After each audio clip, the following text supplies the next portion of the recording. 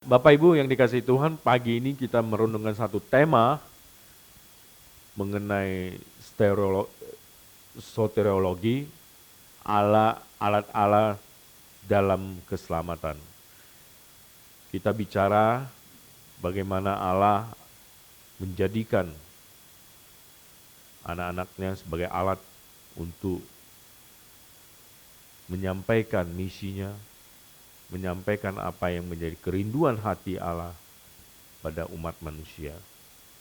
Kita nanti melihat bagaimana Tuhan begitu mengasihi kita, mengasihi manusia yang terbelenggu di dalam dosa. Sejak awal manusia sudah jatuh ke dalam dosa dan tidak dapat berbuat apa-apa.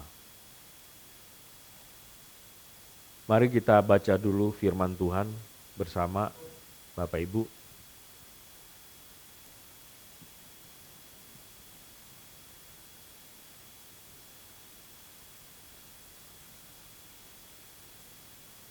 Ya. Firman Tuhan pagi ini saya ambil dari 3 bagian firman. Efesus 2, 1-10. Kemudian 1 Korintus 11, 23 sampai 26. Dan yang terakhir Matius 28 ayat 19 sampai 20. Mari kita buka firman Tuhan dari Efesus 2 ayat 1-10. Kita baca bersautan. Nanti 1 Korintus saya minta kaum perempuan dan yang Matius 28-19 kaum pria. Mari kita mulai dengan Efesus 2, 1-10. Ganjil dibaca oleh kaum pria, yang genap oleh kaum perempuan. Efesus 2, 1-10. Kamu dahulu sudah mati karena pelanggaran-pelanggaran dan dosa-dosamu. Kamu hidup di dalam, ya yang wanita, maaf.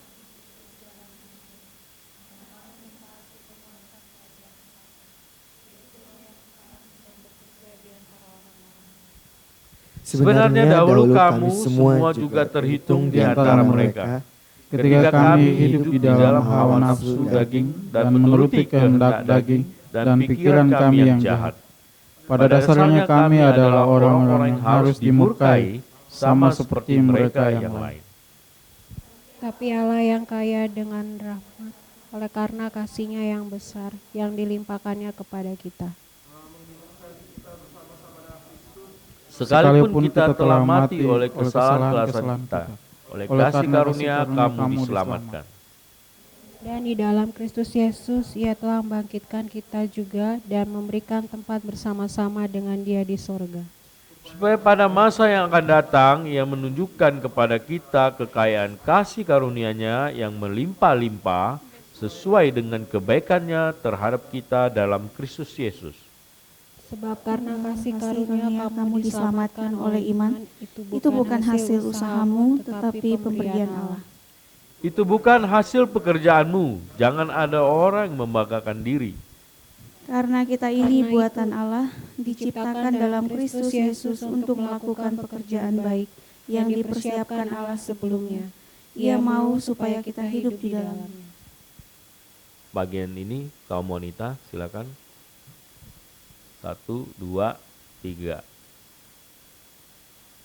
Belum temukan? 1 Korintus 11 ayat 23 sampai 26. 1, 2, 3. Sebab apa yang telah kuteruskan kepadamu telah kuterima dari Tuhan, yaitu bahwa Tuhan Yesus pada malam waktu Ia diserahkan mengambil roti, dan sesudah itu Ia mengucap syukur atasnya. Ia memecah-mecahkannya dan berkata, Inilah tubuhku yang diserahkan bagi kamu, perbuatlah ini menjadi peringatan akan aku. Demikian juga Ia mengambil cawan, sudah makan Ia lalu berkata, Cawan ini adalah perjanjian baru yang dimeteraikan oleh darahku. Perbuatlah ini setiap kali kamu meminumnya menjadi peringatan akan aku. Sebab setiap kali kamu makan roti ini dan minum cawan ini, kamu memberitakan kematian Tuhan sampai Ia datang. Bagian terakhir kaum pria, Matius 28 ayat 19 sampai 20. Karena itu, Pergilah, jadikanlah semua bangsa muridku, dan baptislah mereka dalam nama Bapa dan Anak dan Roh Kudus. Dan ajarlah mereka melakukan segala sesuatu yang telah kuperintahkan kepadamu, dan ketahuilah aku menyertai kamu senantiasa sampai kepada akhir zaman. Berbahagialah Bapak Ibu kita semua yang sudah membaca firman Tuhan dan merenungkannya dan melakukannya dalam kehidupan kita sehari-hari. Bapak Ibu yang dikasihi Tuhan, sejak manusia jatuh ke dalam dosa, bahkan firman Tuhan dikatakan sejak dalam kandungan Allah sudah merencanakan keselamatan kepada manusia. Itu menunjukkan betapa Allah mengasihi ciptaannya, betapa Allah mengasihi kita sebagai manusia. Terus kenapa Allah merencanakan keselamatan bagi manusia? Apalagi kita tahu ketika manusia telah jatuh ke dalam dosa. Sejak di dalam Kejadian 2 ayat 16 sampai 17 dikatakan, sejak manusia jatuh ke dalam dosa, manusia itu sudah dalam hukuman Allah. Manusia itu diusir. Manusia itu tidak lagi menempati Taman Eden. Karena keberdosaan manusia. Ada begitu jauh jarak antara Allah dan manusia. Karena Allah adalah suci, manusia sudah jatuh ke dalam dosa. Ada jurang yang sangat dalam yang tidak bisa terseberangi oleh manusia kepada Allah. Berbagai upaya manusia lakukan. Tindakan perbuatan baik, upacara-upacara keagamaan, pembakaran korban kepada Allah, penyembahan Allah melalui pengorbanan domba dan lain sebagainya. Itu semua kita bisa saksikan. Kita tahu apa yang sudah ditunjukkan di dalam Perjanjian Lama. Kenapa Allah merencanakan semuanya? Karena Allah tahu persis manusia ada di dalam hukuman murka Allah. Manusia tidak berdaya. Manusia tidaklah mungkin bisa sampai kepada Allah. Manusia tidaklah mungkin bisa memuji dan menyembah Allah. Dan pujian dan penyembahan Allah itu, penyembahan manusia itu tidaklah mungkin sampai kepada Allah. Maka Allah yang begitu mengasihi, Allah mengaruniakan keselamatan itu ke manusia. Allah membuat manusia berpindah dari tadinya di dalam murka Allah kepada pembebasan akan murka Allah. Allah merencanakannya itu. Allah melibatkan Yesus Kristus, Allah melibatkan Roh Kudus di dalam rencananya untuk menyelamatkan manusia.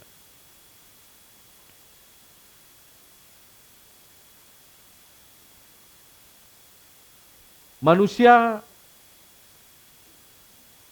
berbuat baik, melakukan ritual-ritual segala macam tadi saya katakan tetap tidak bisa kepada Allah karena ada Allah suci, Allah kudus, manusia sudah berdosa. Oleh sebab itu Allah memakai para nabi, memakai para hambanya untuk memberitakan bahwa Allah merencanakan untuk keselamatan manusia melalui anaknya Yesus Kristus. Segala apa yang dibicarakan baik di dalam Perjanjian Lama maupun Perjanjian Baru semata-mata semua terfokus kepada Yesus Kristus yang akan datang itu.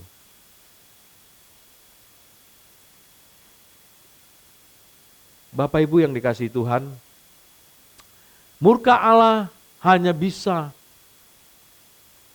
ditebus melalui Yesus Kristus. Artinya bukan cuma-cuma keselamatan yang kita boleh dapatkan, ada pengorbanan yang menggantikan kita yang di dalam hukuman Allah. yaitu Yesus Kristus. Itu sebabnya Yesus Kristus datang di tengah dunia menanggung dosa kita. Yesus Kristus disalibkan, darahnya tertumpah, dagingnya tercabik. Itu menggantikan kita yang semestinya kitalah yang harus dihukum oleh Allah karena dosa-dosa kita. Tapi semua itu karena anugerah Allah. Allah merencanakannya, menggantikannya dengan anaknya yang tunggal, Yesus Kristus, untuk menebus kita.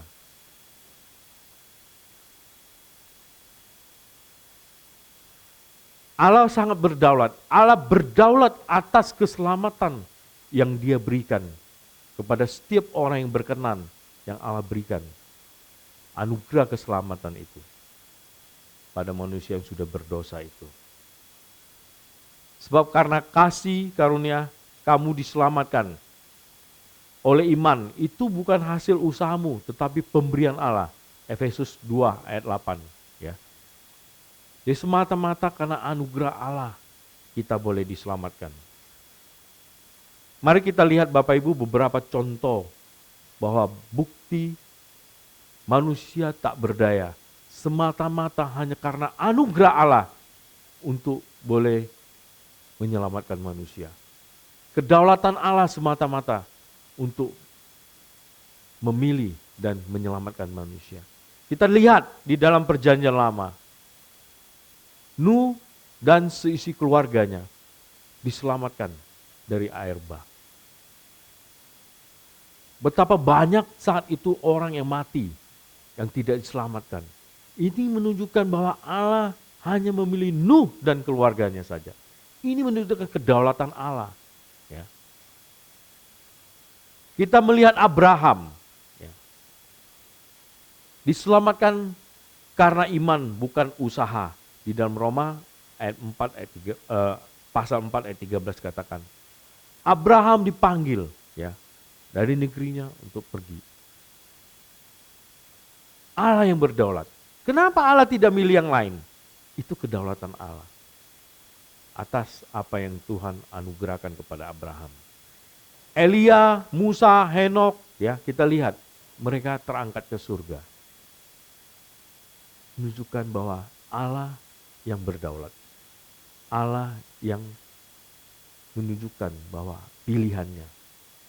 Tidak ada satupun orang bisa membantah kedaulatan Allah. Itu semua karena kasih karunia Allah kepada orang-orang yang berkenan kepadanya. Bapak Ibu yang dikasihi Tuhan, dalam perjanjian baru juga kita lihat, ketika para rasul, murid-murid dipanggil, dipilih oleh Tuhan Yesus sendiri. Ya. Saulus yang dalam misi penganiayaannya, kita tahu Saulus dalam perjalanannya di Damsyik diubahkan oleh Tuhan. Padahal misinya adalah untuk menganiaya orang Kristen saat itu. Seorang musuh yang Tuhan siapkan menjadi kawan. Saulus yang menjadi Paulus. Karena semata-mata kasih karunia Tuhan. Tak seorang pun, tak satu pun pikiran manusia yang bisa menembus kejadian ini. Bagaimana seorang Saulus yang begitu kejam menganiaya, tetapi boleh dijadikan kawan di kemudian hari menjadi pelayan Tuhan. Bahkan Ananias ketika itu disuruh Tuhan untuk menyembuhkan Saulus, untuk datang membimbing, membina Saulus, Ananias ketika itu pun ragu, sempat bertanya kepada Tuhan, Tuhan, bukankah orang ini yang menganiaya umat-Mu? Dari Ananias sendiri pun kita melihat bagaimana Allah memakai, ya, Ananias. Saulus menjadi Paulus, yang di tangan Tuhan menjadi alat suatu ketika nanti. Sekarang Ananias kita lihat dipakai Allah untuk menjadi alat membimbing Saulus. Dalam surat Rasul Paulus kepada Timotius dikatakan, dia yang menyelamatkan dan memanggil kita. Jelas, dia yang menyelamatkan dan memanggil kita. Jelas di situ tersirat bahwa bukan karena siapa-siapa, hanya semata-mata Rasul Paulus mengatakan kepada Timotius, hanya Allah semata-mata. Hanya dia yang menyelamatkan dan memanggil kita. 2 Timotius 1 ayat 9. Bapak Ibu yang dikasihi Tuhan, sepanjang perjalanan bumi ini, kita bisa melihat dari mulai Adam jatuh ke dalam dosa, perjanjian lama, Nuh, Abraham, Musa, sampai kepada zaman rasul-rasul, bahkan sampai sekarang, kita bisa melihat beberapa catatan yang tadi kita sudah lihat. Bahwa Allah senantiasa merencanakan keselamatan bagi manusia. Kita melihat ketika manusia jatuh pertama dalam dosa pun, Allah menghukum mereka, tetapi Allah sudah menunjukkan bagaimana begitu Allah mengasihi manusia. Ada pengorbanan pakaian untuk manusia dari binatang. Kemudian ada firman Tuhan katakan kepada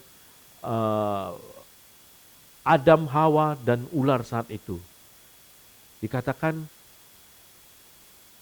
aku akan mengadakan permusuhan antara engkau dan perempuan ini, antara keturunanmu dan keturunannya. Keturunannya akan meremukkan kepalamu, dan engkau akan meremukkan tumitnya. Di dalam Kejadian 3 ayat 15. Firman Tuhan ini sudah digenapi. Ini rencana Allah untuk keselamatan manusia. Dan firman ini sudah digenapi oleh Tuhan Yesus di atas kayu salib. Bagaimana di atas kayu salib Tuhan Yesus meremukkan kepala ular itu, yaitu setan. Ya.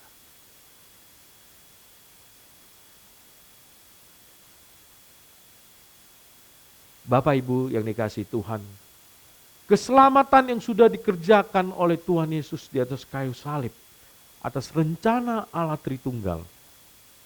Ya, Bapa tadi saya katakan merencanakan. Dan Tuhan Yesus menjalani misi itu. Itulah peran Tuhan Yesus.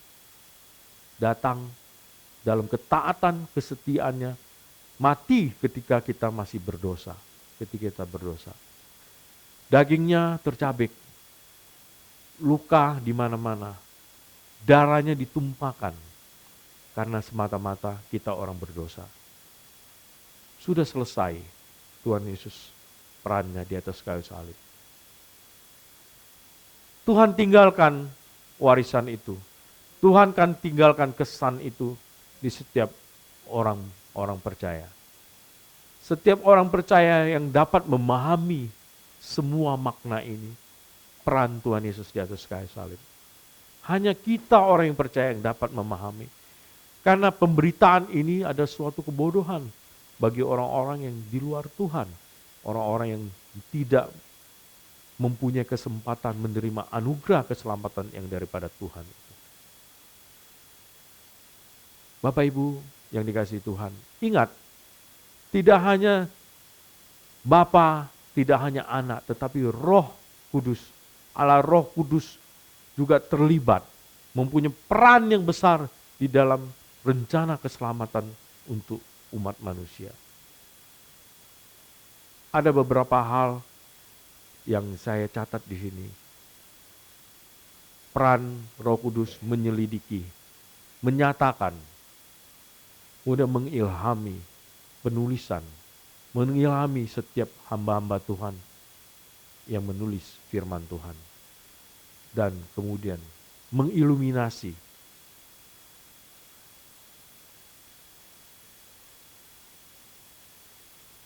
Bapak Ibu yang dikasihi Tuhan, tidak satu pun orang yang tahu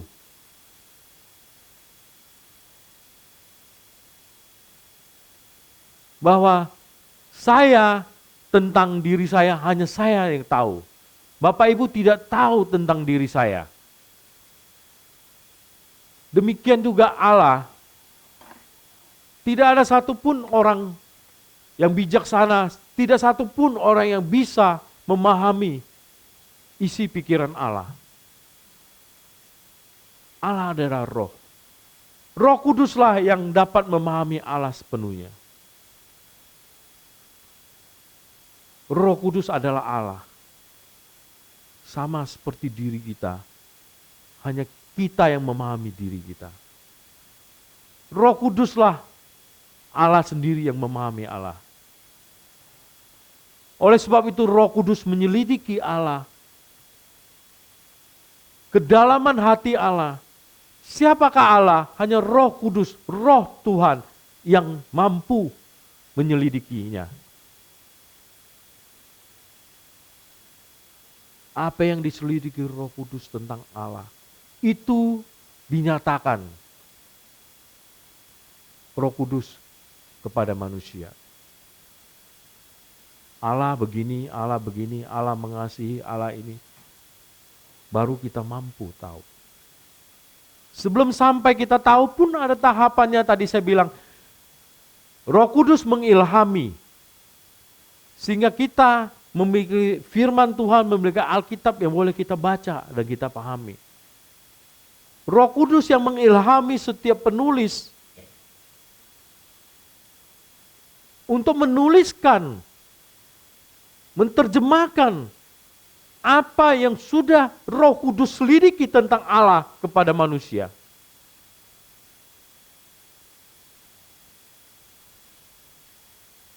Tak seorang pun yang bisa tanpa Roh Kudus yang sudah menyelidiki Allah, menerangkan kepada hamba-hambanya untuk diilhami, dituliskan firman Tuhan.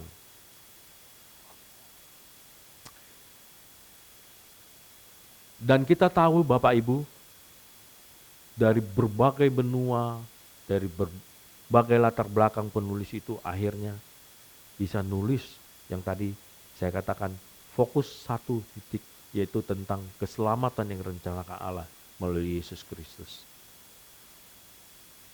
Tidak bisa disangkal, karena Roh Kuduslah semata-mata yang mengilhami penulis-penulis itu. Sehingga tidak ada perbedaan satu sama lain, tidak bertentangan satu sama lain.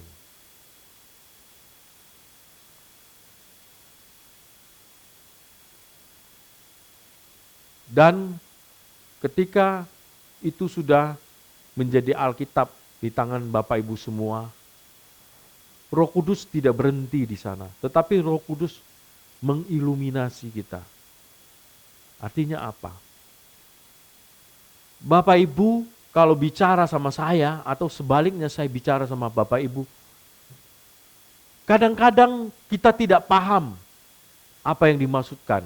Mungkin saya bilang A, Bapak Ibu bisa menangkapnya B. Betul? Nah, oleh sebab itulah Roh Kudus mengiluminasi kita sehingga apa yang kita baca hari ini tentang firman Tuhan itu persis seperti apa yang sudah Roh Kudus pernah ilhamkan kepada setiap hamba-hamba Tuhan, setiap rasul yang menulis firman Tuhan. Makanya orang di luar Tuhan, orang tidak memiliki Roh Kudus tidak bisa memahami. Makanya firman Tuhan katakan, dia boleh melihat tetapi mata rohaninya tertutup, tidak dicelikkan. Ya, karena tidak ada iluminasi Roh Kudus. Kita bisa percaya beriman bahwa Yesus Kristus mati di atas kayu salib, menebus kita dari murka Allah, itu karena Roh Kudus mengiluminasi pikiran kita. Sehingga kita bisa beriman bahwa Yesus Kristus benar sudah mati untuk saya. kalimat yang sama, tontonan yang sama, film yang sama, gambar yang sama, manusia lihat. Tetapi ada beda reaksi. Yang satu beriman bahwa Yesus Kristus benar mati karena dosa saya. Tapi yang lain tidak menemukan makna itu. Inilah kuasa Allah, Roh Kudus mengiluminasi kita untuk memahami firman Tuhan. Memahami apa yang menjadi isi hati Tuhan.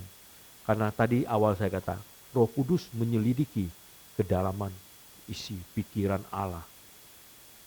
Dan kita tahu sekarang kedalaman Allah, hati Allah, yaitu mengasihi kita. Allah menganugerahkan keselamatan kepada kita. Dan tidak berhenti di situ. Allah mau melibatkan kita menjadi alatnya di dunia ini, di tengah-tengah dunia ini. Misi Allah tetap sama. Isi Allah adalah supaya setiap orang yang dikasihinya, yang berkenan kepadanya, menerima anugerah keselamatan Allah. Ada sarana sekarang kita punya, yaitu firman Tuhan, yang menjadi alat di tangan kita, yang kita bisa belajar, yang kita bisa bertumbuh di dalamnya, dan kita memahami apa yang menjadi tugas dan tanggung jawab kita. Yaitulah yang dikatakan Martin Luther, sola scriptura, ya. Firman Tuhan. Di dalam 2 Timotius 3 ayat 16 dikatakan, segala tulisan yang diilhamkan Allah memang bermanfaat untuk mengajar, untuk menyatakan kesalahan, dan untuk memperbaiki kelakuan, dan untuk mendidik orang dalam kebenaran. Segala tulisan diilhamkan, ya. Artinya Alkitab terdiri, semua kitab di dalamnya itu benar adanya diilhamkan Allah. Dan dari apa yang sudah diilhamkan Allah, setiap kitab yang ada dalam Alkitab, kita bisa belajar menjadi lebih benar di hadapan Tuhan. Kita dididik menjadi benar di hadapan.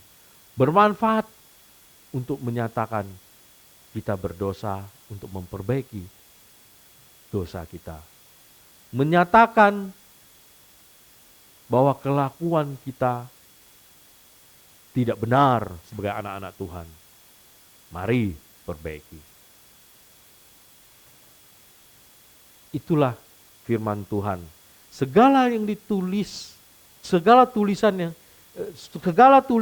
diilhamkan, berarti seluruh kitab dalam perjanjian lama, bukan hanya cuma perjanjian baru, perjanjian lama sampai perjanjian lama sampai perjanjian baru, dari kitab Kejadian sampai Wahyu, semua adalah firman Tuhan, kata-kata Allah. Ya. Jadi kita jangan ragukan lagi itu. Sebab tidak pernah nubuat dihasilkan oleh kehendak manusia, tapi oleh dorongan Roh Kudus. Orang-orang berbicara atas nama Allah. 2 Petrus 1 ayat 21 dikatakan demikian. Johannes Calvin pernah mengatakan begini, sakramen sebagai materai atau segel. Dalam sakramen Tuhan Allah menguatkan dan mensahkan perjanjian yang telah Ia buat dengan manusia melalui pengorbanan Kristus di Golgota. Sakramen sebagai alat karunia, sakramen sebagai alat karunia yang menyatakan kasih Allah untuk memperteguh iman seseorang pada firman, sehingga tidak terombang-ambing dalam kelemahan dan pencobaan. Jelas, Tuhan Yesus di dalam malam perjamuan itu mengingat kita. Roti yang dipecahkan, cawan yang melambangkan, roti dan cawan melambangkan tubuh dan darah Kristus. Menunjukkan tubuh Kristus yang diserahkan dalam kematiannya, dan darahnya yang dicurahkan sebagai korban di atas kayu salib sebagai materai pengesahan perjanjian Allah dengan manusia. Bahwa Allah sudah mengampuni, Allah sudah membebaskan manusia dari murkanya. Karena Kristus yang menjadi pengganti manusia berdosa. Ketika kita makan roti dan kita minum cawan itu, berarti kita memproklamirkan bahwa kita beriman kepada Kristus yang sudah menyelamatkan saya.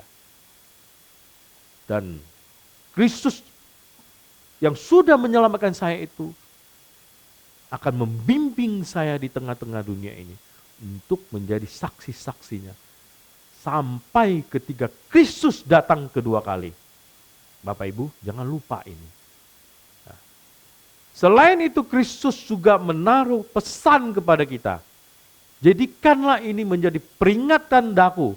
Tidak berhenti di situ Bapak Ibu.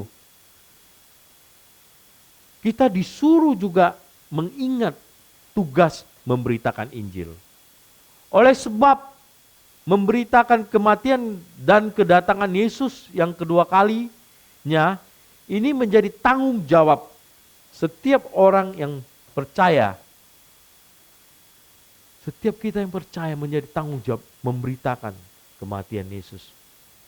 Kita dijadikan alat untuk keselamatan yang Tuhan sudah rencanakan untuk manusia.